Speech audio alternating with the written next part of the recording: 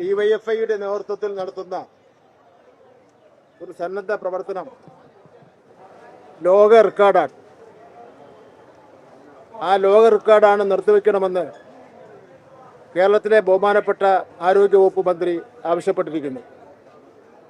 ഏതാണ്ട് 2 കോടിയിലധികം വരുന്ന സാധാരണക്കാർക്ക്, ആവശ്യമുള്ളവർക്ക് ഇതിനകം തന്നെ ഈ 9 വർഷത്തിനിടയിൽ ഭക്ഷണം വിതരണം ചെയ്തിട്ടുണ്ട്. തിരുവനന്തപുരം മെഡിക്കൽ കോളേജിലാണെങ്കിൽ 4000-ഓളം വരുന്ന ആൾക്കാർക്ക് ദിനംപ്രതി ഭക്ഷണം കൊടുക്കുകയാണ്. ആ ഭക്ഷണം എന്ന് പറയുന്നത് ഡിവൈഎഫ്ഐയുടെ വളണ്ടിയർമാർ എല്ലാ വീടുകളിലും ചെന്ന് വീട്ടിൽ തയ്യാറാക്കിയ ഭക്ഷണപ്പൊതിയുമായി അവർ വന്ന് ഇവിടെ മെഡിക്കൽ കോളേജിൽ വെച്ച് വിതരണം ചെയ്യുകയാണ്. ഇത് ഞാൻ പറയുന്നത് ഞാൻ ഇപ്പോൾ കുറേ ആൾക്കാർക്ക് വിതരണം ചെയ്തു. നാനാ തുറകളിൽപ്പെട്ട ആൾക്കാരാണ് വന്ന് ഈ ഭക്ഷണം വാങ്ങുന്നത്.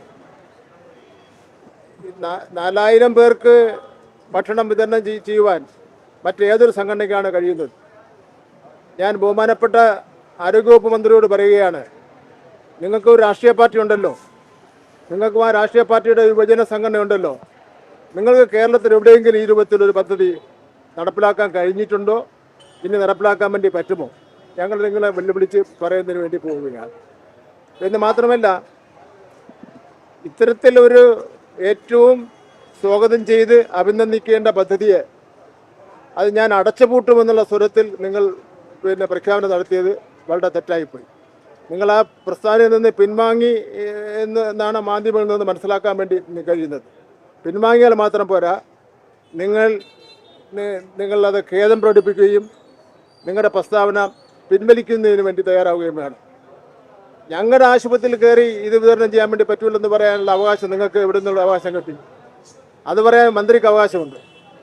ആരോഗ്യവകുപ്പ് മന്ത്രിയുടെ കുടുംബസ്വത്താണ് മെഡിക്കൽ കോളേജ്, ജില്ലാ ആശുപത്രി. വിദ്യാഭ്യാസ മന്ത്രിയുടെ കുടുംബസ്വത്താണ് സ്കൂളുകൾ എന്ന് പറയാനുള്ള രീതി നമ്മുടെ നാട്ടിലുണ്ടോ? അങ്ങനെ പറയാനുള്ള ഒരു അവകാശവും നമ്മുടെ നാട്ടിൽ ഇല്ല.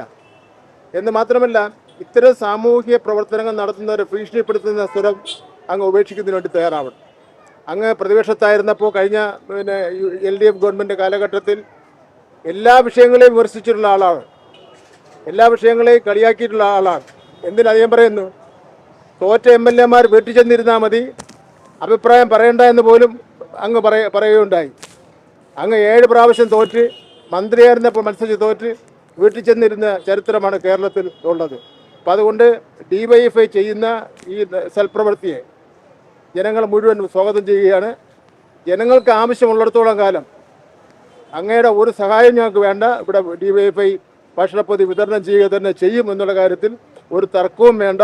അങ്ങ് എത്രയും പെട്ടെന്ന് ഉണ്ടായ അബദ്ധം, അങ്ങക്ക് ഒരുപാട് അബദ്ധം പറ്റിയിട്ടുണ്ട്, അബദ്ധം പിൻവലിക്കുക.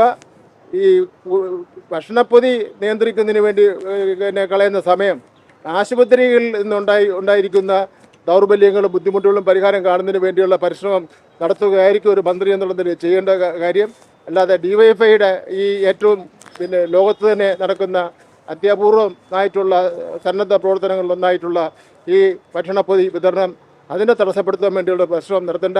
ആര് തന്നെ തടസ്സപ്പെടുന്നതിന് വേണ്ടി പരിശ്രമം നടത്തിയാലും അത് ഞങ്ങൾക്ക് ഒരു പ്രശ്നമേ അല്ല. ഞങ്ങൾ ഇനിയും അത് കൂടുതൽ ശക്തിയോടുകൂടി ഈ പദ്ധതി നടപ്പിലാക്കുന്നതിന് വേണ്ടിയുള്ള പ്രവർത്തനങ്ങൾ സംഘടിപ്പിക്കുമെന്ന് സൂചിപ്പിക്കുകയാണ്.